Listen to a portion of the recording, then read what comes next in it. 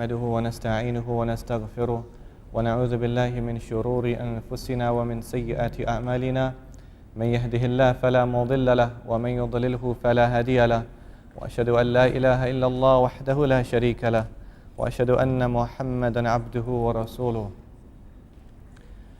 Yesterday we began our discussion on some of the signs before the end of time. We began with that hadith, famous hadith of Jibreel alayhi salam, where the Prophet began to enumerate some of those signs before the end of time.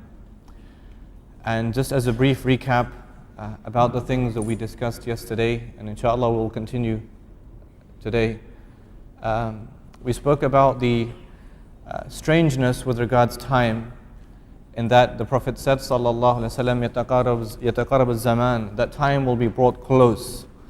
And the ulama have speculated and thought about what the implications of that hadith are, or more precisely what the meaning of that hadith is.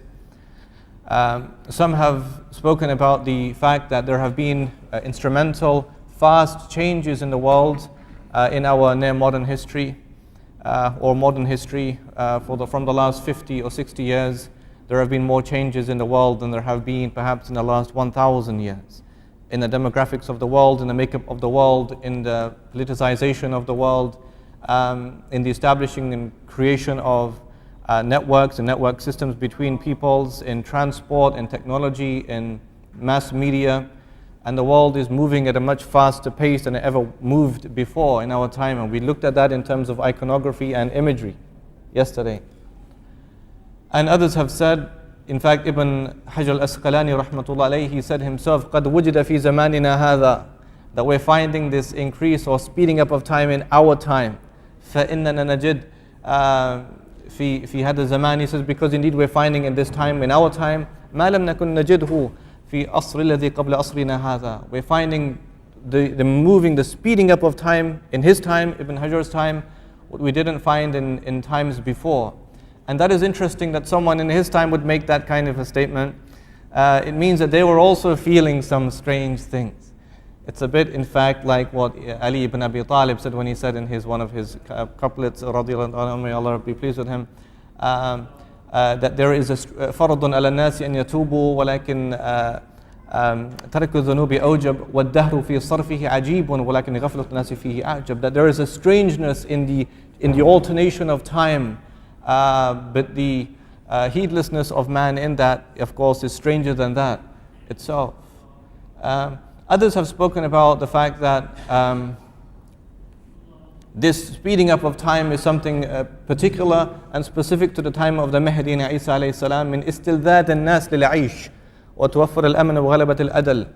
The fact that in the time of Isa alayhi salam, because there will be adl and there will be happiness and there will be peace, and all venom and ferociousness will be taken out of harmful animals and predators, and people will live in a lot of peace that they've never experienced before. So what they will do is that they will, and this is of course a human trait, a human phenomenon, in that they will make shorten their days, ayyam al-raha wa in talat. They will shorten their days of happiness, even though the days of happiness are long. وَتَطُولُ مُدَّةُ الشِّدَّةِ عَلَيْهِمْ وَإِنْ قَصُرَتْ. And they will lengthen their difficult and hard days, even though those difficult and hard days are short days. And everyone in fact experiences that. Whenever you have good days, it seems as if time is moving fast. But when you have a bad day, then time is dragging on, and things are slow, and you feel as if things are slow. I was just reading, subhanAllah, the case of Stephen Shepherd, who killed himself. He was in fact Britain's first example of what we call bullycide or homicide, suicide, bullycide. He was bullied in school and he killed himself in January 1965. And in his account from the words of his sister, on one particular day he was allowed to go and collect strawberries from the strawberry fields, and his sister said, I wish I could have stopped I wish I could have stopped time for him. It's a bit like that. Meaning, he lived in so much unhappiness and unease in his entire short life, but for one day in his life he had the chance to pick strawberries in that village trip that he was allowed to go to, but it was short-lived, and it was a short space of time, but his sister said, I wish I could have stopped time for him because he was living in that moment of happiness. So some have speculated and thought perhaps this will be in the time of the Mahdi and Isa alayhi salam. So we spoke about that, the fast moving of time. We also spoke about the increase in killing. From one hadith, that same hadith, يتقارب الزمان ويقبض العلم وتظهر الفتن ويلقى الشح ويكثر الحرج. That there will be not only a speeding up of time and an increase in fitan of trials and tribulations and hardships upon people, and an increase in miserliness, but also an increase in killing. And so in another hadith, the Prophet swore, by him in whose hand is my soul, this world will not go until it comes upon the people a day, لا يدري القاتل فيما قتل ولا المقتول فيما قتل, until the one who is killed will not know why he has been killed, and the one who is killing will not know why he's doing the killing. And we spoke about that yesterday in light of a few things. Number one, the connection between the altitude and the attitude. So it's not just for specific people. In fact, anyone has this human capacity. The further we are away from human beings, the less empathy we have for them. And also, if there is a process of dehumanization, and we discussed that in light of the Afro-Americans when they were taken, snatched and enslaved in America and sold in slavery. We spoke about that in light of Vietnam and Japan, and also in light of what is happening now in Iraq and Afghanistan. These dehumanizing labels upon the people. Essentially in the world there are those, like Susan Sontag discusses in her book about the suffering of other people. There are some people in the world who are seen and others who are to be seen. There are some people in the world who see, like us, and others who are to be seen by us. And that is quite a remarkable way of looking at things, because it's so true. There are some people in the world who see and others are just to be seen, right? There are some who don't fit the image, who don't look the part. In fact, if you remember in Shakespeare's play in The Tempest, what do you have? You have Trinculo, who comes upon Caliban, and Caliban, who of course is a wizard of some sort, but he's dark-skinned. So when Trinculo first comes upon him, he sees this dark-skinned person and he thinks he's a dead Indian. He thinks he's a dead Indian. And so he says, I will take this person back to England and I will make people pay to see him. And he says, where people won't even give 1 shilling to save a lame beggar, they'd lay out 10 shillings to see a dead Indian. Because he's too dark-skinned. No one would ever want to have any dealings with him. The idea is he fits the mold of people who are to be seen. Just like you have proliferation of images of women in burqas, for example. It's as if they're dehumanized. They are not human like anybody else, but they're to be seen. Or you find people who look odd, or you find people who act in their views bizarrely, for example. Those kind of people are not people like who feel and who also see the world, but those are the people who are to be seen by the world. And this in fact is an obvious process of dehumanization, but we sometimes miss the mark. But it's so true. Take anything like this, prejudice, discrimination, racism, and you will find this in the mold of it all. The idea is, and we began to discuss yesterday, but we had to rush because there were so many things to go through. I spoke briefly about what happened in 2007 with the Virginia Tech. And it is remarkable if you look at it just as an isolated example, because here you had that individual who killed these 30 odd people, and then he turned the gun upon himself and he killed himself. Now, what that was in American media, in fact, was a high point. It was called a high point in American media, because American media dedicated to each and every person who was killed quite a long segment in their reportage. So you learned, for example, who that one person was. You saw the person, you saw what his dreams were before he was killed, his hopes, his ambitions. You saw his mother weeping, you saw his siblings holding on to their mothers and their fathers. You even perhaps saw the burial. You see everything about the person to make that person a human being. He's humanized by way of that time that the media is allotted for him. And they give it for everyone, and it was long. Jeremy Scahill, in fact, says that in his analysis, if the American media gave that coverage to 1 day of what happens in Iraq on a daily basis, the war would end from his analysis. in the fact that people would immediately be drawn to humanize the people who so far are dehumanized. And the number of Muslims killed in Iraq on that day, particular day, was more than the number in Virginia Tech. But there are some people who see, and there are others who are to be seen. There are some images that are iconic images, and there are others that are not iconic. So you have in your mind, when you think of the word iconic, you have in your mind certain images. It's true. Like if you're from the West, you've lived in the West, and you know that one of the most iconic images of effect of warfare, when you open the history textbooks, you see that poor Vietnamese girl running, right? Okay, everyone's seen it. She's being skinned by American napalm. The poor Vietnamese girl is being skinned by American napalm. But the image is so iconic. Or you might think about the boy after the Anschluss, after the annexation of Austria, when the Nazi is pointing the gun at his head and his mother's doing something, but we don't know exactly. She's trying to pull him away or trying to do something, but the Nazi is just pointing the gun at his head. But the image is just iconic. Or you might remember 1994, the Bosnian Muslims behind the Amarska, barbed wire of Amarska concentration camp, right? You've seen the footage on ITN, 1994. Or it might be the Muslims from Guantanamo Bay, because the image is so iconic. And so there are some images that are iconic, are unforgettable, because you've seen them so often. But each one of these people has a sibling, each one has a mother, each one has a father, each one has neighbors, relatives. So the dhulm does not exist in isolation, but it extends to all. When the Prophet said, sallallahu alayhi wa sallam, ittaqul dhulm fa inna dhulm dhulumatun yawm al-qiyamah, beware of dhulm, beware of injustice, because that is darknesses, plural, on the day of judgment. It isn't simply one, it is a lot. Dhulma, adam al-nur fi ma sha'nun yastanir. It is darknesses, it is the removal of light where light should exist, and it's dhulm.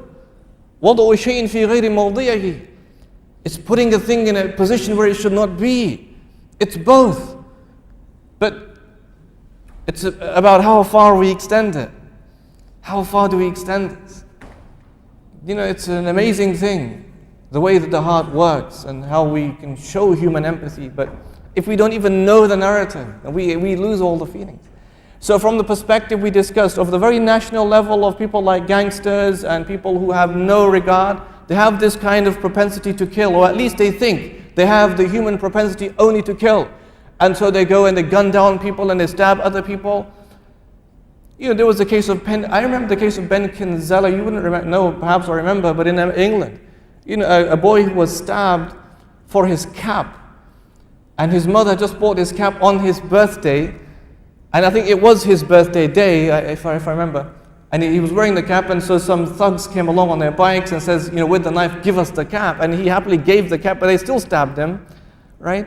And there are people who, you know, in one of the most iconic cases, inshallah, I try and be here on Thursday, because I will go through the narrative of Hussein ibn Ali, radiallahu ta'ala an, and his killing, and how that connects to what we call the bystander effect. But one of the most talked about cases is the case of a woman called Kitty Genovese in 1964-65. But the killer simply said, I killed her because I wanted to know what it felt like to kill a woman. Do you think the woman understood your logic? Understood the rationale? No. لا يدري القاتل فيما قتل ولا المقتول فيما قتل. The one who kills will not know why he's killing, and the one who is killed will not know why he has been killed. And also, from the perspective then of international crime, we take the hostile militaries of some countries who kill people indiscriminately. But because of the altitude, there is no feeling. They feel nothing. Read the reports. They feel absolutely nothing. They just go back to Starbucks to drink their coffee. But if you gave that person in the high altitude a knife, or if he was given a knife or a gun, and said, go back down to earth and don't kill 100 or 1,000 people, and along with that the wildlife and the cows and the sheep, and blow up the well and blow up the school and blow up the masjid and everything else, forget all of that, just take one weapon, go down back to earth, find one person and point the gun at him, and then see if you can do it. Now it's different. Because that person now, there is a frame within which there are three phases. The first phase is the person has to have the conscience to point the gun at someone else's face. The guy is innocent, hasn't done anything, and you will see the person begging for clemency and mercy. Please don't kill me because my mother is sick and needs my help. If the guy decides to pull the trigger, then the person falls down on the floor, and the decimation, the mess, the blood is now on that person, right? And that's the second thing. He has to deal with it. And number three, the person who is still on the floor begging for help, go and call an ambulance or do something, right? So to kind of pass through these three phases will make the person be able to do his crime. But from the altitude, press a button, and there's absolutely no feeling to that. And so we discussed that in light of those things. We discussed the fact that there will be apostasy. People will leave this religion. People will leave Islam. I mean, how could anyone do that? But people will leave Islam. يصبح رجل مؤمنا ويمسي كافرا ويمسي مؤمنا ويصبح كافرا. A man will be a mu'min, not just Muslim, he'll be a mu'min, believer in the morning, but a disbeliever by the evening, and a believer in the evening and a disbeliever by the morning. لا تقوم الساعة حتى تلحق قبائل من أمتي بالمشركين وحتى يعبدوا الأوثان. أو كما قال صلى الله عليه وسلم. In one hadith he says the last hour will not come until some of my ummah will worship idols. When some of my nation will begin to worship idols. So we know that towards the end of time, one of the signs is that people will lose this religion. Not only will knowledge go, but people's iman, people's faith, people's belief will go. And these days, of course, it's for the most bizarre reasons. I mean, it's almost a fashion in some quarters, particularly in the West, for people to leave Islam, and then they write a book, and then they make money, and then they become famous. So if you want to become famous, you leave Islam, so you can write a book, and then you can become famous. And this has become like a trend for people. Until some people are just like even discredited by the Western media themselves because they know that something fishy is going on. How can you have a situation like this? Everyone claims to be an Islamist, for example, whatever that is. Everyone claims to be a militant and this, and they want to tell their stories and make money, right? But they don't even look the part. Right? But you find this scenario, this situation exists. We also spoke about the imitation of the kuffar, the imitation of disbelievers. لَتَتَّبِعُنَّ سَنَنَ الَّذِينَ مِنْ قَبْلِكُمْ شِبْرًا بِشِبْرٍ وَذِرَاءً بِذِرَاءٍ حَتَّى لَوْ دَخْلُوا جُحْرِ الضَّبِّ لَاتَّبَعْتُمُوهُمْ. He says you will follow the ways of those who came before you, handspan by handspan, cubit by cubit. This is coming after him. You will do this until if one of them went down the hole of a lizard, you would follow him down the hole of a lizard. And Sahaba, they said, Ya Rasulullah, do you mean the Jews and the Christians? قال فمن? He said, so who else will you follow then? Not only do we do that, my dear brothers, not only do we become like the carbon copies of people, but we in fact become the pseudo images of people. We aspire for the same fabricated events as people do. We live within the same image as they do. Not only do we become the carbon copies of people, but we aspire for the same pseudo images as they do. In fact, it's interesting, even in English etymology, the word image wasn't always the word image. The first word, in fact, was the word imitari. And from imitari, then you had imitati, imitatio, imego was the middle one, then you had image. And imitari means imitate. It means imitate. Right? Like in the Crusades times, the Christians, they had imitatio Christi. They thought they're imitating Christ by going to fight the Muslims in Jerusalem. But that's where image comes from. So it's imitate, and then it became image. But the irony is, of course, people are imitating what they see on the image. Isn't it? People imitate what they see on the image. They think the image is imitate, friendly, if you like. Or it's good to imitate the image, what you're seeing on the image. In fact, there are studies about India when the cinema first went to India, and think about how this has destroyed cultures, how people have lost their tradition, lost their cultures. And the Arabs are included particularly in that. But I read one study about India, when the cinema first went to India, and so here you had these Indians who had their own culture and way of tradition of doing things, but immediately, and the guy tracks the thing, within a short space of time, they're aspiring to be American. They want to talk like Americans. They want to dress like Americans dress. They want to look like Americans look like. And that is simply based upon the image. Something that is not even real, it's fabricated. It has the gloss, it has the aesthetics, it has the brush. It has no reality in it. And a lot of people are like that. They're completely amazed by the things they see in the image. In fact, there's a book called Absolution by Fitzgerald. And you might remember him from The Great Gatsby. Did you ever read The Great Gatsby? By Scott Fitzgerald. It's a really telling book. And this was written, and the guy had some awareness, I guess, this is like 1930s America. So he was anti-American dream. He believed it was an illusion. There was no such thing as the American dream. It was all fake or facade, false. There was no reality in it, right? It was simply a form of escapism. So after the Great Depression in 1930s in America, it gave people a hope, maybe I can become famous one day. A form of escapism. But he was against it, as were other people. But he wrote this book, The Great Gatsby, to tell the story of this person who can never make it and ends up killing himself. But he wrote another book called Absolution. In this book, it's a short book, Absolution. What happens is there's a Catholic priest, and the Catholic priest is in the confession box. Now, the one who comes in to confess is a young boy, who was about to confess his sins. But what happens is the priest himself confesses. The priest himself confesses to the boy in the confession box. And so the priest says to him, do you know that there are lights now as big as the stars? What happened? He's seen the world. There are lights now as big as the stars. He says to him, do you realize that? Do you realize that there are things in the world now that people never ever had before or couldn't ever see before?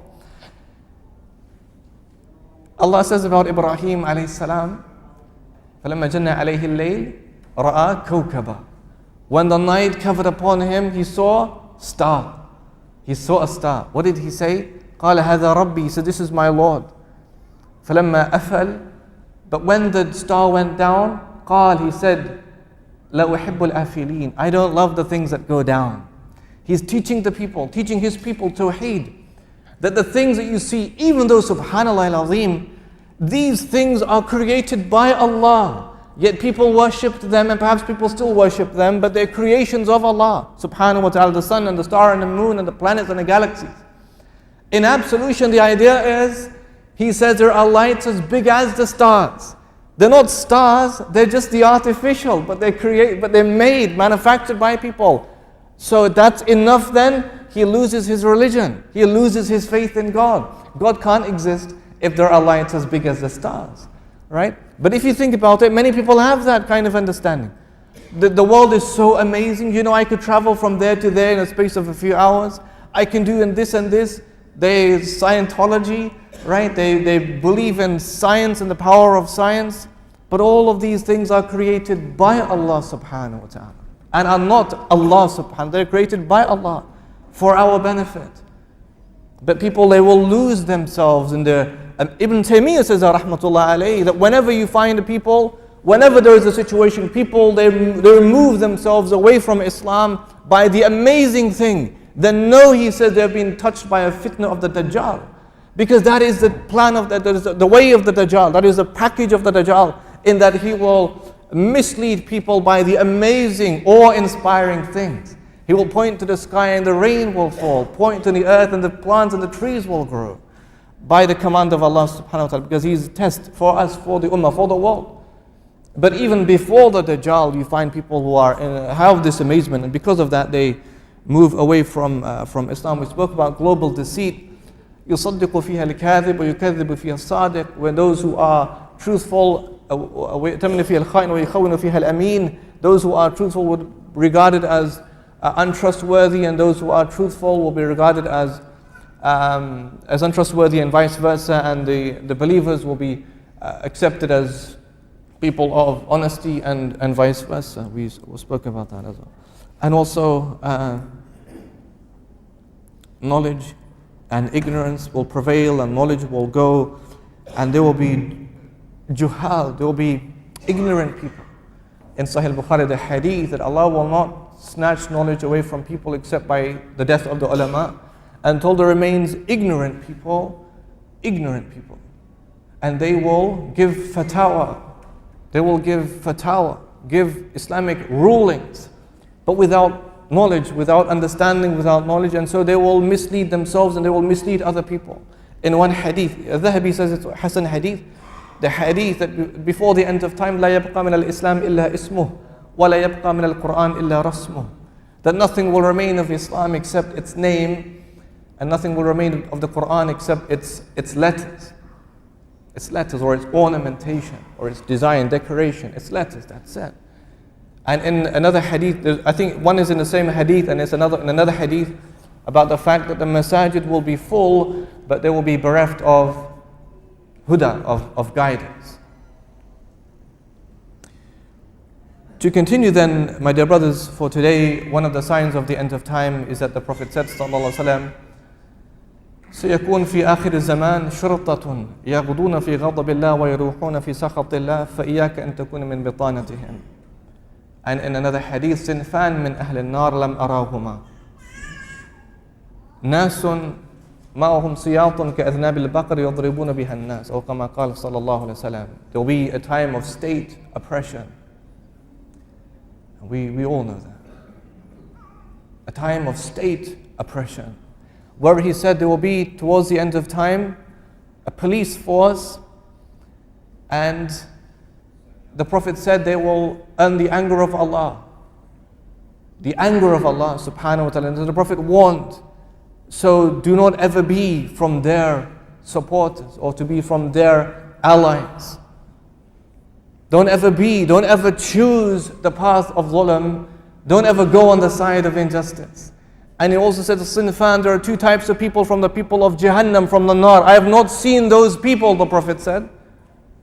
One of them are the women who dress but they don't dress.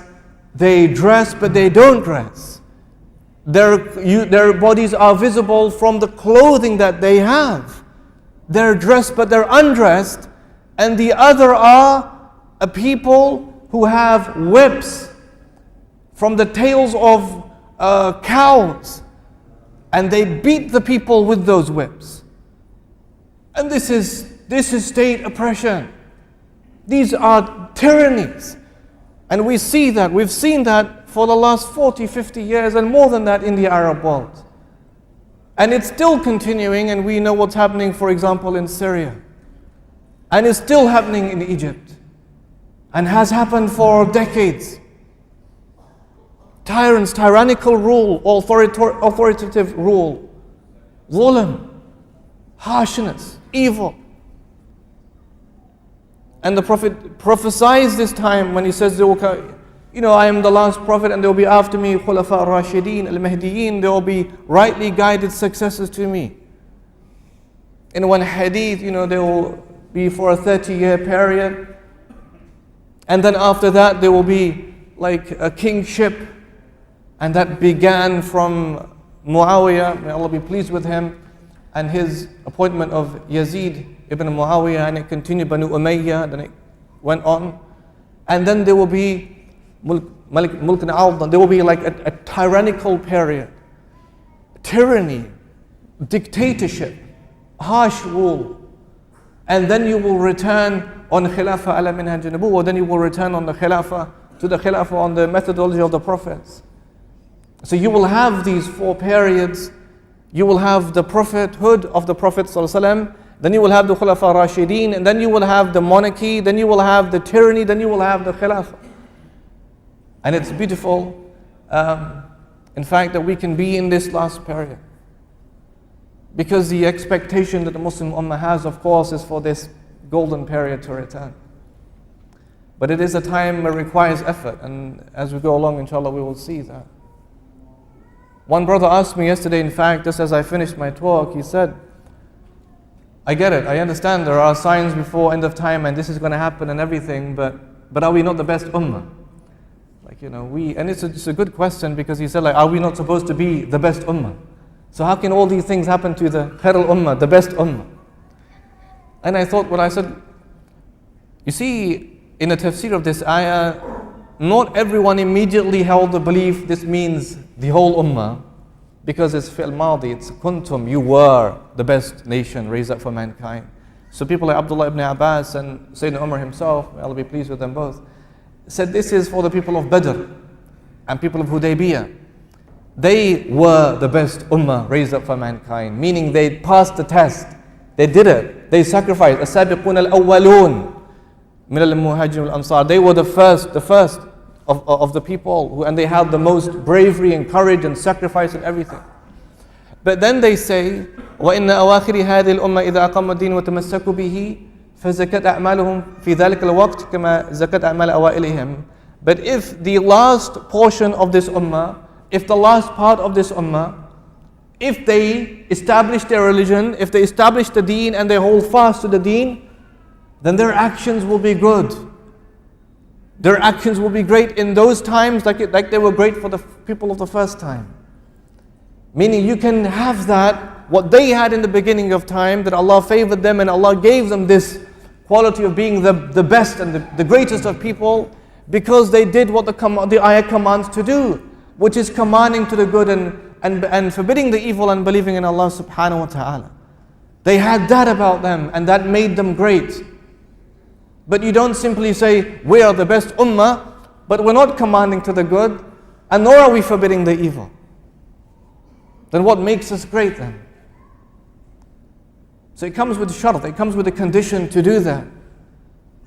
But in any case, along the same discussion, when the companions came to the Prophet ﷺ and I think he was resting by a tree, and he had stones around his stomach, and they had stones around his stomach, but he had more stones around his stomach, tied around because of the pangs of hunger. And as they came, أَلَا تَسْتَنْصُرُوا لَنَا أَلَا تَدْعُوا لَنَا. Will you not make dua for us, Ya Rasulullah? Will you not make dua for us? How longer can we be like this, Ya Rasulullah? And he said to them that there was a people before you where a man would be brought and placed in a pit, and a saw would be brought and placed on his head and would cut him in two.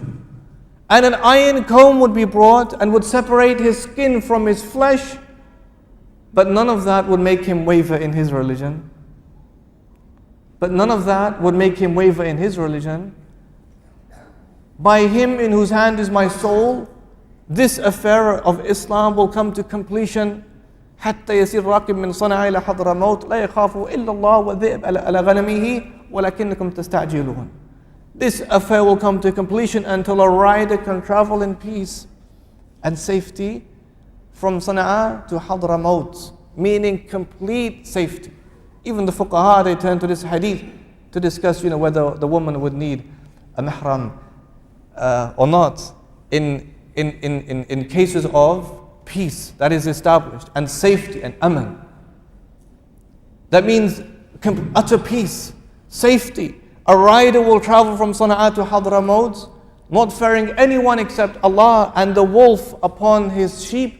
But you people are hasty, and he's teaching them. Have we done that much? Have we done that much? Have we made the effort? Have we bled? Have we sweated? Have we toiled? Have we labored? Where is our sa'i? وَأَلَّيْسَ لِلْإِنسَانِ إِلَّا مَا سَعَى وَأَنَّ سَعْيَهُ سَوْفَ يُرَى. A man will only have what he made effort for, and in the end it will be shown to him the fruits of his labor. One of the signs of the end of time, my dear brothers, is that he said, sallallahu alaihi wasallam, لا تقوم الساعة حتى يظهر الفحش والتفاحش وقطيعة الرحم. The last hour will not come until there will be an increase of shameful and indecency, and people will partake in that shameful deeds and indecency, and they will break the ties of kinship. They will break the ties of kinship, what Allah commanded to be joined. الذين ينقضون عهد الله من بعد ميثاقه ويقطعون ما أمر الله به أن يوصل ويفسدون في الأرض أولئك هم الخاسرون. Those who break or ratify the covenant after it was made, and they cut what Allah commanded to be joined. And the Mufassirin, they say, one of them is Silatul Arham, joining ties of kinship. One is Amra an yusal al-qawl bil-fi'l, that they were commanded to join speech with action, right? Meaning no hypocrisy. You do what you say. In one hadith, in the bayna yaday sa'a, qat'ul arham. Similar, before the last hour, the cutting of kinship, the breaking of kinship ties. La yadkhul al-jannah qati'ur rahim. Authentic hadith, the one who breaks or severs relations, cuts ties, will not enter paradise. In the Quran, فَهَلْ عَسَيْتُمْ إِن تَوَلَّيْتُمْ أَن تُفْسِدُوا فِي الْأَرْضِ وَتُقَطِّعُوا أَرْحَامَكُمْ أُولَٰئِكَ الَّذِينَ لَعَنَهُمُ اللَّهُ فَأَصَمَّهُمْ وَأَعْمَى أَبْصَارَهُم. Those who, Allah says, is it that you will be like this, that when you are given power, authority, in تَوَلَّيْتُمْ, you are given your state, you are given authority, that you would make corruption and you would separate, you would cut the ties of kinship. Those are the ones Allah's la'na, Allah's curses upon them. And Allah causes them to become blind and to become deaf. Do they not ponder on the Quran? أَمْ عَلَى قُلُوبٍ أَقْفَالُهَا, or are there locks upon their hearts? And that is something very important for us, my dear, especially the brothers who are from the West or from other countries, and your families are not here. And it doesn't, of course, translate to you separating your ties or anything like that. But just think about, from a very basic level, the responsibility you have towards your parents if they're back home, or towards your relatives if they're back home. Do we forget that? Or are we so immersed in making our money and living the high life, if you're living the high life, as they call it, the high life, that we forget that. We forget our responsibilities towards those who, Allah says in the Quran, كَلَّا إِنَّ الْإِنسَانَ لَيَطْغَى أَرَّآهُ اسْتَغْنَى. Indeed, man transgresses the limits when he sees himself independent, self-sufficient. You have some money in your pocket and you have a good job, whatever, you think, that's it, I'm a free man, independent of everyone else. But that is not the way that Allah made us. The example of Abu Hurairah is one of the most beautiful examples. Radiallahu ta'ala an, example of Abu Hurairah. And you know his story, of course, when he said, Ya Rasulullah, make dua for my mother because she's not becoming Muslim. And then Allah mahdi Abu Hurairah, oh Allah, guide the mother of Abu Hurairah. And he goes back home and his mother's become a Muslim. But there is a narration that says every time he would greet his mother, he would say, Assalamu alayki ya ummata wa rahmatullahi wa barakatuh. Rahimakillah kama rabbaytani saghira. Peace be upon you, my dear mother, and Allah's mercy and blessings. And may Allah have mercy on you because of how you looked after me when I was young. And then she would say, Wa alayka assalam ya bunay wa rahmatullahi wa barakatuhu. Rahimakallah kama barartani kabira. And the peace be upon you and the mercy and the blessing, my dear son. And may Allah have mercy on you because of how you're looking after me now that I've become old.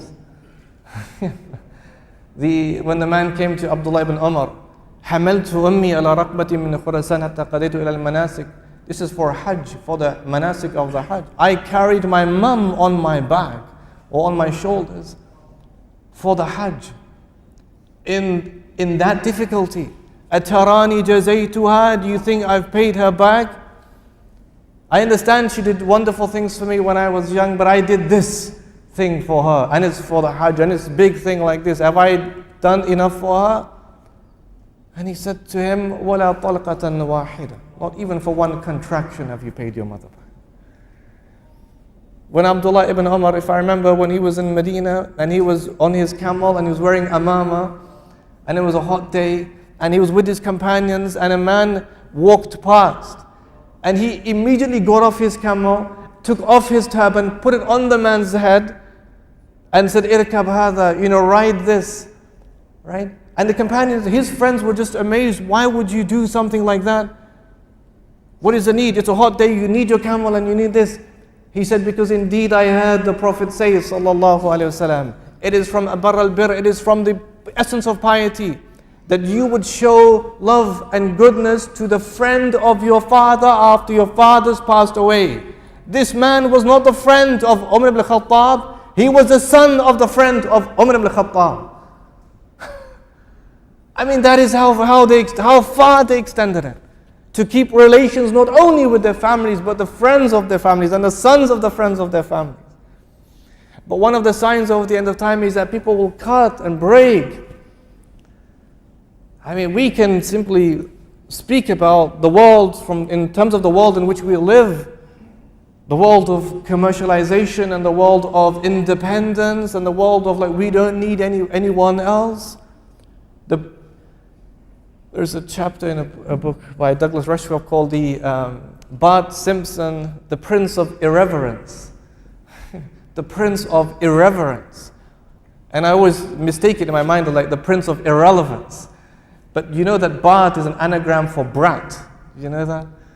You know, Bart, when they had Simpsons, I don't know if it's still on, whatever, people used to watch it when they were kids. Adults watch it. Adults watch it. It's interesting, I was coming here, Qatar, Heathrow Airport in London, and I was just about to enter the plane, and there's a line of advertisements on the on the walls before I got on the plane. And one of them had a picture of a Japanese man.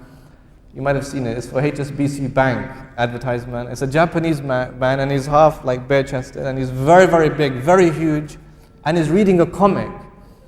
And the message was, it said comics are more popular with Japanese adults than with American teenagers. And then it had HSBC Banking, discover a world of opportunity. What opportunity? Right? So you find this, right? So it's not just that people who are young would watch Bart Simpson, but even the elders are watching Bart Simpson. And this is telling, of course, of the age that we're living in. So we find this world. There are many of the minor signs before the end of time. There are some good books. Any good book of hadith, Sahih Muslim, Bukhari, has like the Kitab al-Fitan, and you can go through them and learn about them. Or people like Ibn Kathir has his book on the end time events and fitan. One of the last of the minor signs, because it's not included in the major signs that come from the hadith, is the appearance of the Mahdi. Now, when it comes to the Mahdi, there are a lot of very, very weak narrations and fabricated narrations, and many began to proliferate and emerge during the conflict between the Umayyad and Abbasid dynasties. And you find very, very strange hadith, where even the people's Al-Harith, Mansur, people are named in the hadith, right? That, you know, he will be the Mahdi and this will be happening and so many very odd things. So it's, but there are some authentic hadith. There are some authentic things we know about the Mahdi, that he will be min walid Fatima, he will be from the descendants of the Prophet ﷺ, from the descendants of Fatima, from the line of Hassan radiyallahu ta'ala an, that he will have the name of the Prophet. His father's name will be the name of Abdullah, like the Prophet's father. He will resemble the Prophet, not in looks, but in character. Specific detail we have about him. He will resemble the Prophet, not in looks, but in character. And we have another authentic hadith that speaks about the Mahdi. When he will come out, he will rule with justice, adl, right? And one specific detail says that when the world is full of corruption, then Allah will send the Mahdi, or a man will come from my progeny, and he will rule with justice in a world situation where it had previously been filled with injustice. This is one specific detail concerning the Mahdi. There is also another hadith. This hadith, Shaykh al-Albani declared this hadith to be da'if, weak, but others have authenticated this tradition. The one that pertains to the three sons of the Khulafa who will want to seize the treasures, or seize your treasures, the hadith that says, but they will not be able to.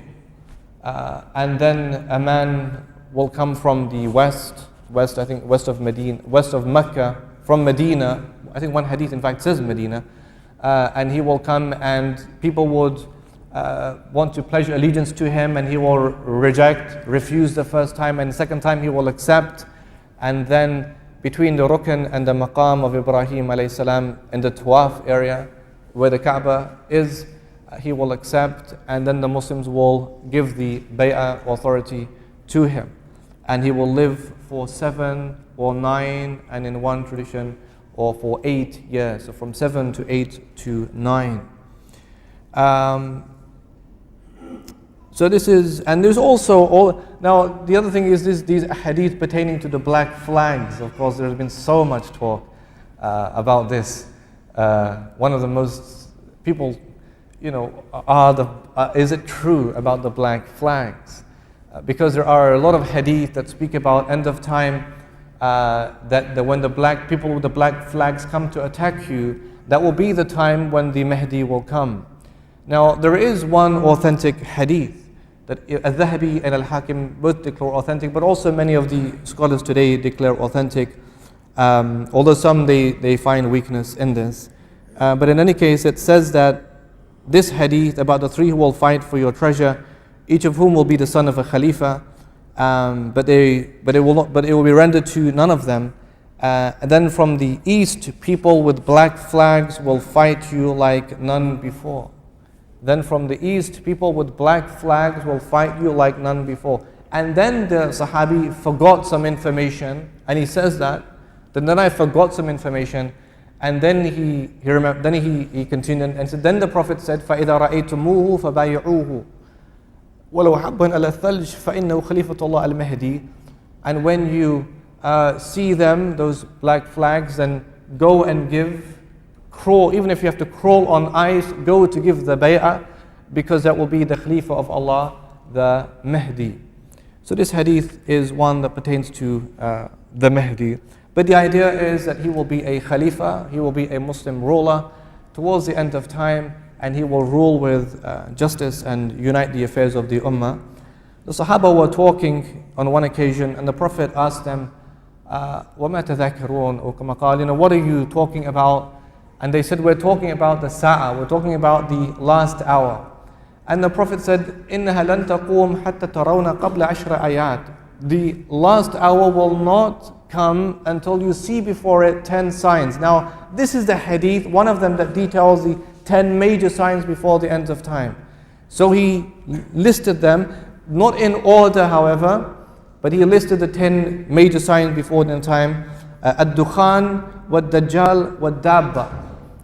A smoke, very thick, dark, black smoke towards the end of time. And the Dajjal, and his discussion inshallah will be tomorrow, so we will leave his discussing him and the many things that will happen with him and in that time when he appears inshallah for tomorrow. But he represents a major sign before the end of time. Wad-Dabba, and a creature who will come before the end of time. He will have the stature of a human, meaning with arms and with legs. So he will not be a creature as in a dog or a lion or anything like that. He will be in a human form, but he will be a beast, a creature, a beast, and he will brand people on their snouts, on their heads, in terms of their belief or their non-belief. Whether it's iman or whether it's kufr, whether the person is a mu'min or whether the person is a kafir. وَطْلُوعِ الشَّمْسِ مِنْ مَغْرِبِهَا, and the rising of the sun from the west, one of the last of the end of the signs of the end of time. And after, of course, we have the hadith. After that sign, there will be no repentance accepted from anybody ever. Right? So before that time, the door of repentance is open and forgiveness is open. But after that major sign, a complete alteration in the universe, if you like. The sun would rise from the west. There is no chance of repentance anymore. وَنُزُولِ عِيسَى ibn Maryam, and the descent of Isa alayhi salam, and inshallah we'll discuss him as well tomorrow because he has a very specific role to play in his return. Of course, we do not believe he was killed. وَمَا قَتَلُوهُ وَمَا صَلَبُوهُ وَلَكِنْ شُبِّهَ لَهُمْ. He was not killed nor crucified, but an appearance was made like that. But he will return towards the end of time. وَيَأْجُوجَ وَمَأْجُوجَ, and the coming out of these two tribes of people, Ya'juj and Ma'juj. And again, these are human beings. These are not like strange looking, short people. I guess when we were kids, we had that image about them, that they were non-human and they were like dwarfs, if you like, who would, they have a propensity to kill. That's what the hadith tells us, right? They have this propensity to kill. And that's what they will do. They will try to kill everything and everyone on earth, and even try it with those they think are in the heavens, whatever, like this. But they will come out, and again they have a role pertaining to Isa alayhi salam that we can inshallah discuss tomorrow. وَثَلَاثَةَ خُسُوفٍ خَصْفٌ بِالْمَشْرِقِ وَخَصْفٌ بِالْمَغْرِبِ وَخَصْفٌ بِجَزِيرَةِ الْعَرَبِ. And there will be 3 earthquakes or earth splits, one in the east and one in the west and one in the Arabian Peninsula. And then there will be a fire from Yemen that will gather the people for the judgment. And these are the 10 signs before the end. They have some private meeting amongst themselves, so I shouldn't go. But I still went in any case because I wanted to hear and learn what they're saying. وَحَفِظْتُ مِنْهُ أَرْبَعَ كَلِمَاتٍ. And on that occasion, I learned 4 things from the Prophet ﷺ, and I can count them for you now. أولاً, the first one, تَغْزُونَ جَزِيرَةَ الْعَرَبِ. You will make a raid on the Arabian Peninsula, and Allah will grant that to you. ثُمَّ فَارِسْ. Then you will make a raid in the Persian Empire, Persia, and Allah will grant that to you. ثُمَّ تَغْزُونَ الرُّومِ. Then you will make a raid in Rome, and Allah will grant that to you. ثُمَّ تَغْزُونَ الدَّجَّالِ. Then you will make a raid against the Dajjal, and Allah will grant that to you. So this hadith specifically is an indication of things to come before. The most specific, of course, of that is the conquest of Rome. Not Constantinople, but Rome, the seat of Europe, the heart of Europe. Ahl al-Rum are Europeans, right? And this is a prophecy that came from the lips of Muhammad ibn Abdullah sallallahu alayhi wa alihi wa sallam. Very interesting hadith. You find this in Sahih Muslim. When a man once came to Abdullah ibn Mas'ud radiyallahu ta'ala an, and this was in Kufa, and there was a red wind that was blowing in Kufa, and a man once came in this kind of panic mode. وَجَاءَتِ السَّاعَةِ جَاءَتِ السَّاعَةِ جَاءَتِ السَّاعَةِ. He's saying that the hour has come, the hour has come. And Ibn Mas'ud was like resting, and he gets up. And he says, no, the hour has not come until people no longer rejoice in the spoils, ghanima, in the spoils of war, and inheritance is not distributed to where it's supposed to be distributed. Then he pointed towards the east. And the man said, you mean Syria? He said, Syria. An army preparing against the Muslims, and the Muslims preparing against the army. He says, you mean the Rome? Yes. And so, in that encounter between the Romans and the Muslims will send forth one group, one contingent from amongst themselves, and they will make an oath that we will fight to the death. We will fight to the death until Allah blesses us with martyrdom, and they will fight ferociously against the Romans. But at the end of the day, no side has won, and the night will separate them from continuing the battle, and both sides will resume the next day. But they will be withdrawn.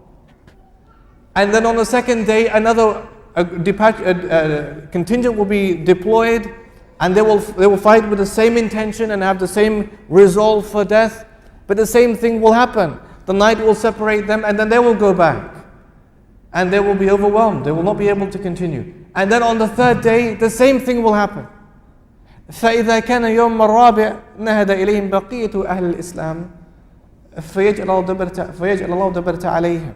But on the fourth day, they will send the remaining of their contingent, and Allah will decree that the enemy turns their backs. They will be defeated. The Muslims will have victory on that day, on the fourth day.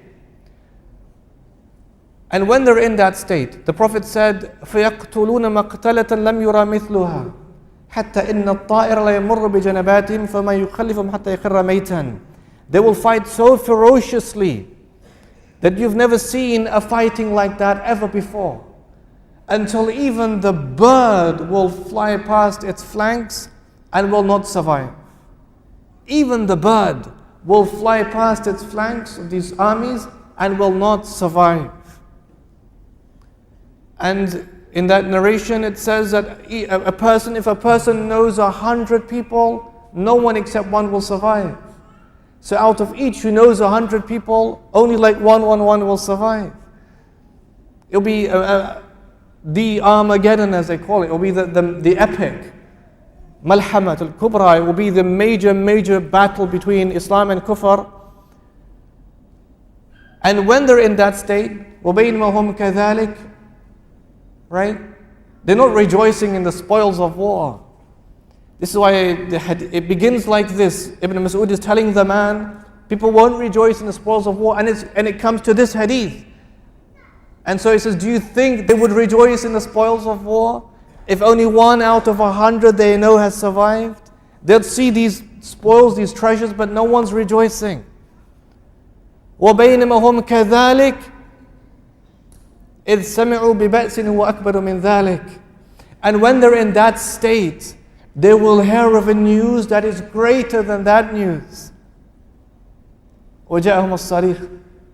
And a caller will come and pronounce and make a proclamation. إِنَّ الدَّجَّالَ قَدْ خَلَفَهُمْ فِي ذَرَارِيهِمْ. That Dajjal has come out to their families. فَيَرْفُضُونَ مَا فِي أَيْدِيهِمْ. And so they will drop what is in their hands. وَيُقْبَلُونَ وَيَبْعَثُونَ عَشْرَةَ فَوَارِسَ الطَّلِيئَةِ. They will drop what's in their hands, and they will send 10 knights, 10 horsemen, 10 knights to go and engage the Dajjal in this most critical time. The beautiful thing the Prophet said about them, إِنِّي لَأَعْرِفُ أَسْمَاءَهُمْ وَأَسْمَاءَ أَبَائِهِمْ. I know their names, and I know the names of their fathers. You should make dua to be one of them. And if you're not, then make dua, Allah makes your children one of them. If not, make dua, Allah makes your grandchildren one of them 10. Make someone from your progeny one of them 10. The Prophet said, I know their names and I know the names of their fathers. هُمْ خَيْرُ فَوَارِسْ إِنَّ ظَهْرَ الْأَرْضِ يَوْمَئِذٍ. They are the best knights on earth on that day. They are the best knights on earth on that day. What a privilege the Prophet gave to those people. SubhanAllah. We should inspire our children with these stories. There is too much of, it's actually pseudo-heroism. Susan Faludi has a chapter in her book called The Return of Superman. It's a long discussion.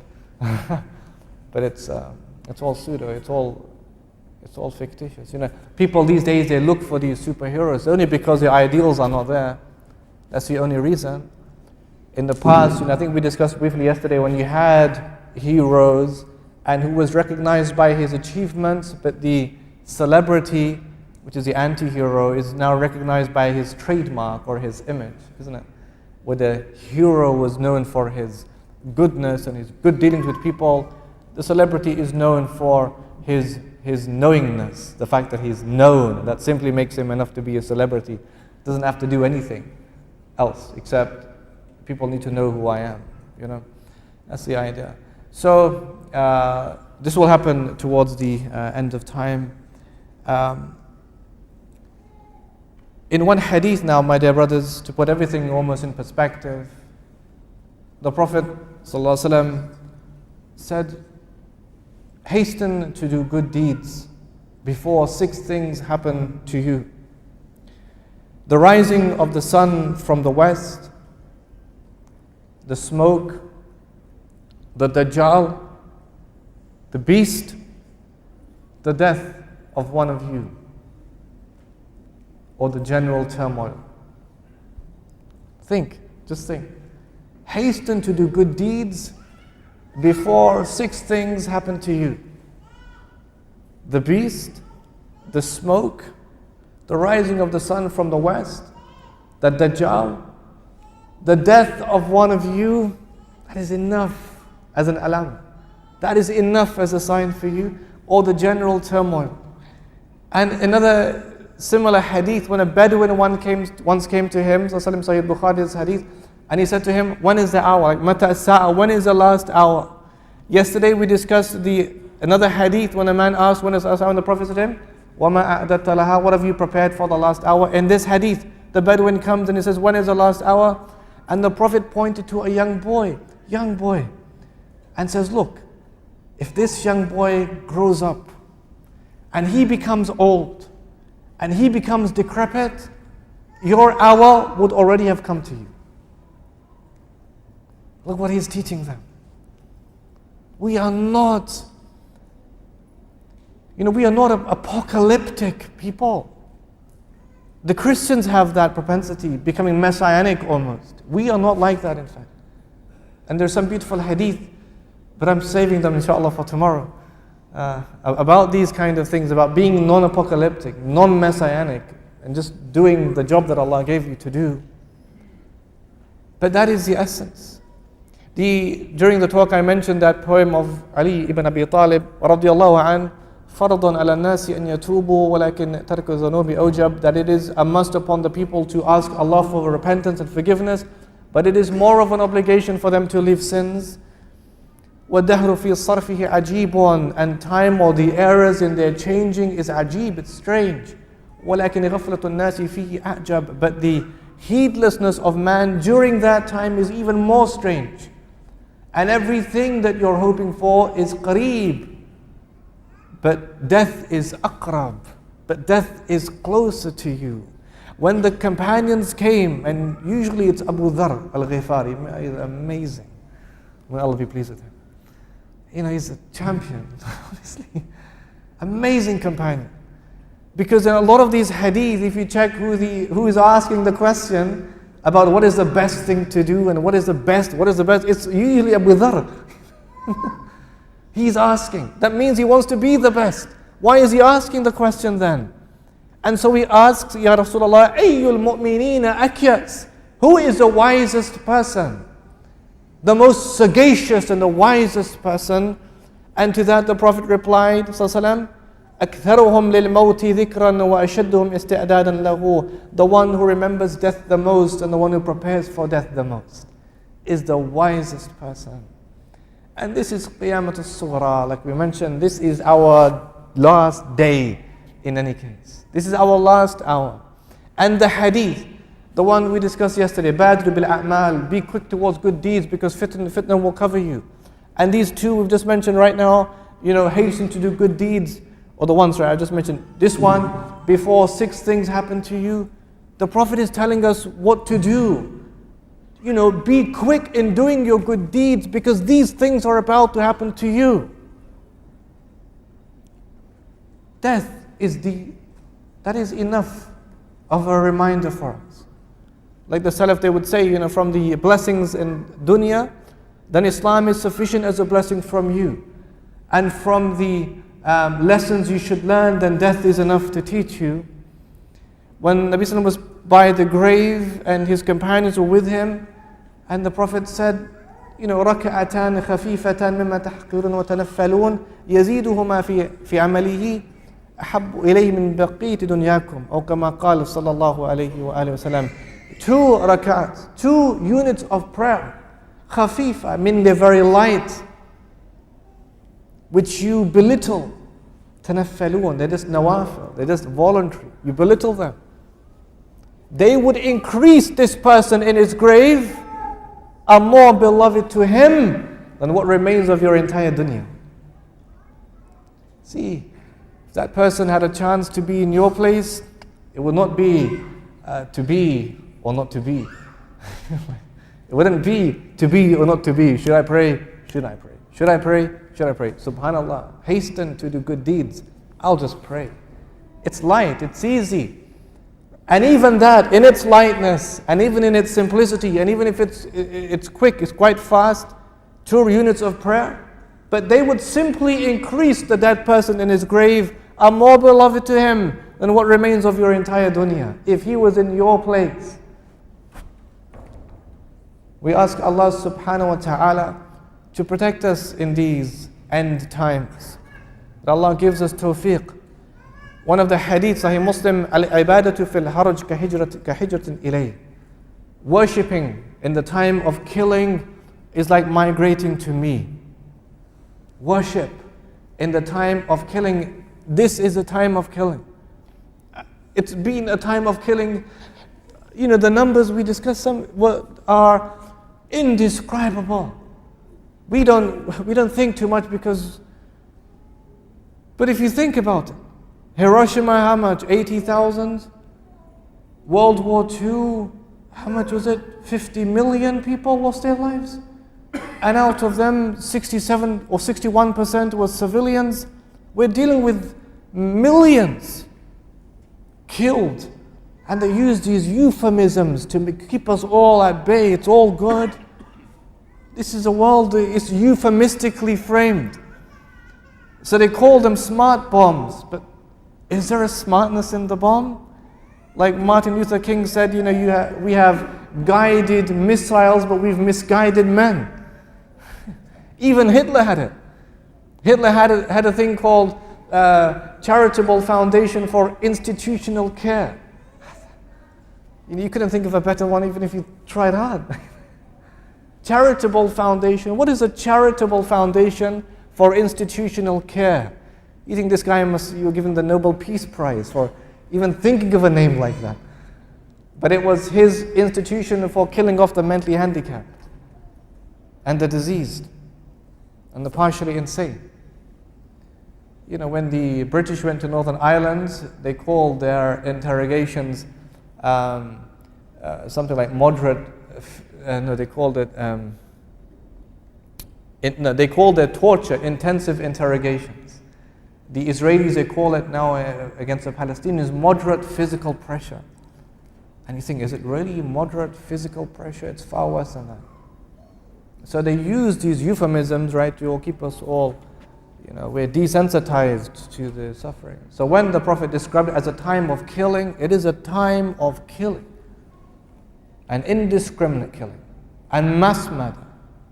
On an unimaginable scale. And it's happening now in Afghanistan, it's happening now in Iraq. And it's happening in other countries. And it happens with the Muslims, it happens with the Japanese. We discussed Hamburg, isn't it, yesterday in Tokyo, the first time they had, at least on record, the firestorms that were created. But we become desensitized because other things are keeping us like that. We ask Allah for tawfiq. May we be people of ibadah, people of worship in these times. One of the signs before the end of time, the Prophet said there will come a time where the as-sabir ala dini kal-qabid al-jamr, when the one who's holding on to his faith, holding on to his religion, will be like the one who is holding on to hot coal.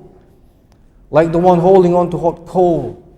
Will be extremely difficult for people to be Muslims in those times or to practice their religion sincerely and correctly in those difficult times. And this is true for many people in many parts of the world today. We always remember the Muslims in China during Ramadan. Right? You might think about the Muslims during the Spanish Inquisition, who could not fast, could not pray, could not make ghusl, could not make wudu, could not make adhan, could not speak Arabic, could not read Arabic, could not do nothing, zero, anything that even resembled anything Islamic. They would watch, the Christians would watch the Muslims walking the narrow streets of Andalus in Spain to see if they're wiping their hands on the walls because they know about the ruling of tayammum. Because they think maybe, you're using this to make tayammum. They couldn't do anything. So this happens, it has happened, and it happens even today, and may continue to happen, even in a worse situation. But may Allah protect us, and may Allah make us people of sacrifice and people of effort and people of worship in these times, and may Allah save us from the fitan, from the trials and temptations and difficulties in this last phase of humanity almost, this last phase, this last period before the end of time. May Allah send His peace and blessings upon Muhammad ibn Abdullah sallallahu alayhi wa alihi wa ashabihi wa sallam, walhamdulillahi rabbil alamin. Jazakumullah khair.